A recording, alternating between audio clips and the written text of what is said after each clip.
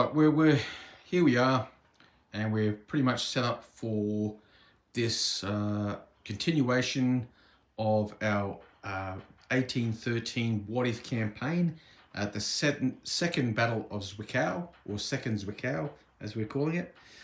This table is one of 6 or 7 tables that are currently being played both here, obviously on my table, but Steve, Basement 1908, he will be playing one of the tables.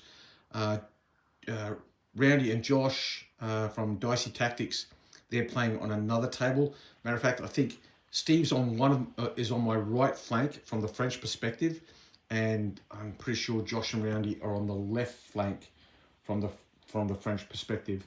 There's also guys, the Quatre bros, and a few other chaps that are playing on various tables, and I'll credit them in the description of this video. Long story short though, this is part of a much broader battlefield. So the flanks are actually secure. There's a battle going on over here, and there's a battle going on where this tree line is to the right of it. That's why I've got all my crap over here, because that's a secure flank. So there's nothing going on over there. So this is basically just part of a broader front.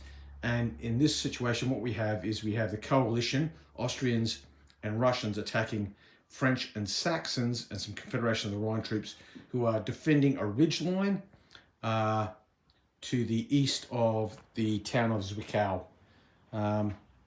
There's a small little village here as well. And so that's the table. I'm going to talk now about the orders of battle for both sides. And I'm also going to talk about some of the effects that this terrain is having. In particular, the fact that the French, because they're defending a ridge line, they're going to be using reverse slope tactics in their defense of this position. Now, I should also mention that I uploaded a video earlier called Courses of Action for the Second Battle of Zwickau, where I've done a bit of a ride along the line from the coalition perspective, where you can see the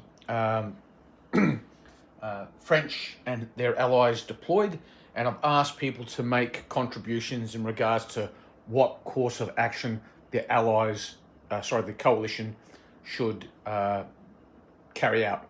So in the description of this video, you'll find that video there. I've already seen all the votes, both on Facebook and in the comment section of that video, and it looks like the overwhelming majority of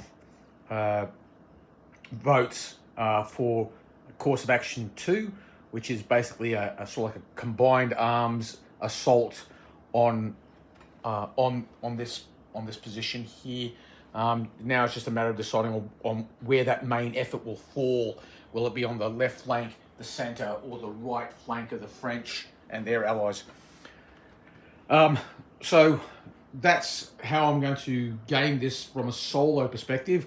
Obviously, I'm Marshal Saint-Cyr, which is just here, and I'll be controlling the French, and I'm going to program the coalition. I'm going to program the coalition based on the feedback that I've received from people on various Facebook forums, predominantly the General d'Armée Facebook forum, the Napoleonic Wargamer Facebook forum, and the comments in the video that requests input. Okay guys, so here's the table. What we have is a ridge line that sort of like curves around here. I've used a lichen just to mark out the edge of the ridge line, and that's purely just it makes it easier for you, the viewer, to see where the ridge line is. So the French are defending this ridge line.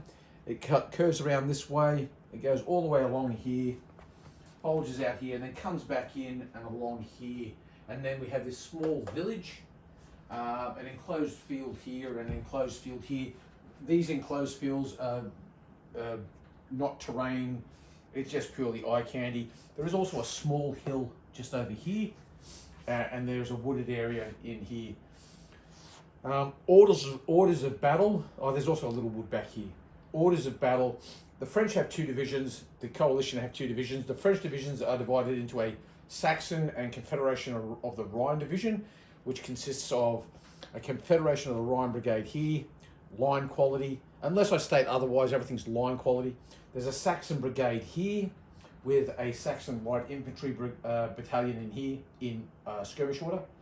There's a Saxon Polish brigade here with a Polish battery, a Polish infantry battalion, Saxon line infantry, and a light infantry here in line formation. And then we have a French Leger brigade. It's a brigade all of light infantry. There's another French brigade of reservists that are off table, and there's a brigade of recruits in here. 4 battalions off table, 4 battalions. All the French and Allied brigades consist of 4 battalions. There's a battery in here in a redoubt, as I mentioned before, a Polish battery in a redoubt here, Saxon battery in a redoubt here, and there is this Wurzburg battery from this Confederation of the Rhine brigade. They're just here. They don't have anything like a redoubt. They're just out in the open, feeling bold. There's a French battery here, and then this brigade has regimental artillery, and the reserve brigade has regimental artillery. They also have a brigade of cavalry that's off table that consists of a regiment of cuirassiers and 2 regiments of dragoons. Now, because the French are defending a ridge line, I've decided to adopt a reverse slope defensive posture. Basically, what that means is any unit that is 3 inches, over 3 inches back from the ridge line here is deemed to be in a reverse slope position. This is due to the fact that if the enemy artillery is firing from a lower trajectory, then obviously you get to a point where the rounds from a lower trajectory can't hit troops that are on a plateau, because the ridge line comes up and then flattens out, and just pure geometries of flight will make it obvious that rounds can't basically hit into this dead ground. So anything that's over 3 inches from the edge of this ridge line can't be hit by artillery fire. Okay, so now we're going to talk about the coalition order of battle. Essentially, there is 2 divisions. We have an Austrian division here and a Russian division here. Both consist of 3 infantry brigades. There's also a brigade of infantry off table in reserve, and there's also a brigade of cavalry off table in reserve, which is the Prussian Dragoon Brigade, 3 regiments of dragoons. The Russians first, we'll do them because they're all pretty much standard. 4 battalions, line quality, 4 battalions, 1 battery attached to this brigade and 1 battery attached to this brigade. I did shuffle the order of battle around a bit because we had a mix of Austrians and Russians in 2 separate divisions, and what I've done is I've just made 1 Austrian division and 1 Russian division. The other thing I've done with the Austrians as well is, again, they're supposed to have 4 battalions, regular sized battalions, with one of the brigades having large units in it. And the 4 battalions were supposed to be 2 line battalions, a Grenzer battalion, and a militia battalion. I don't have any Austrian militia painted up at the moment. They're literally on the painting bench, but I wanted to get this battle up and running. So what I've done is I've foregone the militia battalions, these recruits, and I've basically bumped up the regular battalions to large size. So this was regular, this was regular, this was regular, this was regular. They're now all large. So large, large, large, large. These are all the, bottom line is all the line battalions are large. The Grenzer battalions are standard size, and there's a standard size infantry battalion of just line quality infantry battalion attached to this brigade. So that's what I've done with the Austrians. They have, each brigade has a battery attached, unlimbered, but this battery here is limbered. This one, I'm going to treat this as being off table in reserve. I just put it on the table because I didn't want to put it anywhere else. So they're here, but they're earmarked as reserve, so they're not on the table as such. And so that's the coalition forces deployed, and what we're going to do now is we're going to roll for the quality of the brigade commanders for both sides, and the quality of the corps commander and divisional commanders as well. Right, we'll get that out of the way and then we'll start this, get the show on the road. Well, I've diced for the quality of divisional commanders and all that, brigade commanders and all that good stuff. Long story short, there's only one bold brigade commander, and that is the commander of the French Blucher brigade. He's bold. There's only one poor brigade commander in the mix as well, and that's the commander of the reserve brigade of the Austrian division. The divisional commander of the French division is a campaigner. The Russian divisional commander is a campaigner. The Saxon brigade commander, divisional commander, is a campaigner. But the Austrian divisional commander is a commissariat. So as a consequence of that, they only get one CNC command, and the Frenchman also, sorry, the commander of the Saxon brigade division, he gets an adjutant, so he'll get a reroll. Both of the corps commanders are competent, so no pluses or minuses there. I've been having some interesting chats actually on some of the Facebook forums in regards to reverse slope positions. One polite chap was talking to me on the Napoleonic Wargaming forum and basically said that reverse slope defensive positions weren't used very often because generally speaking they're not that good. Obviously I disagreed.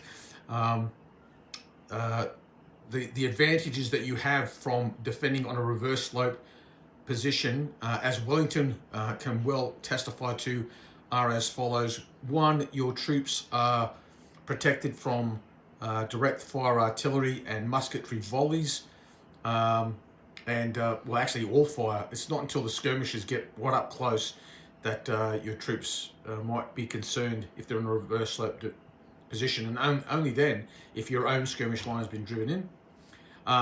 You have the freedom of maneuver, so you can maneuver your troops behind the ridge or the slope, unseen by the enemy. It preserves the morale of your troops because they're not subjected to unnecessary casualties.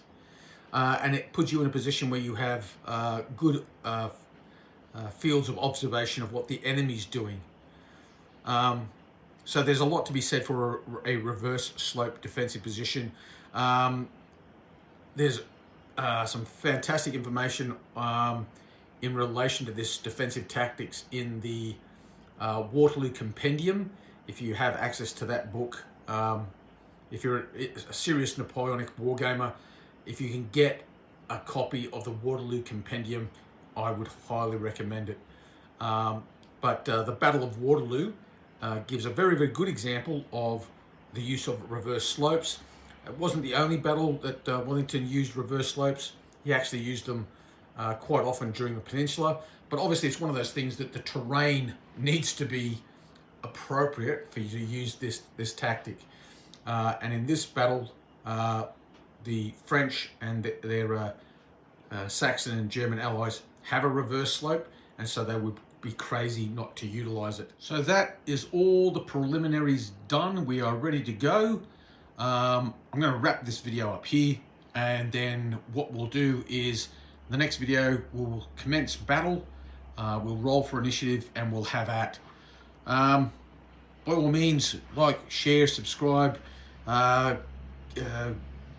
make comment if you wish. Still happy to take suggestions on how the coalition forces should conduct themselves in this battle, and we will catch you again shortly when we start this second Zwickau, as I'm calling it, the battle the second battle of Zwickau. Yeah, it should be an interesting battle. And I'd encourage you to also have a look over at Basement 1908, Steve's channel, where he's collating all the battle reports, and also Dicey Tactics. Randy and Josh, they've been fighting a battle, I think, to my left. I think they're immediately to the north of this position, which would be the table to my left. And I think Steve's fighting immediately on the right of this table, so slightly to my south. All right, we'll wrap it up there, and we'll see you shortly for part 1 of this battle.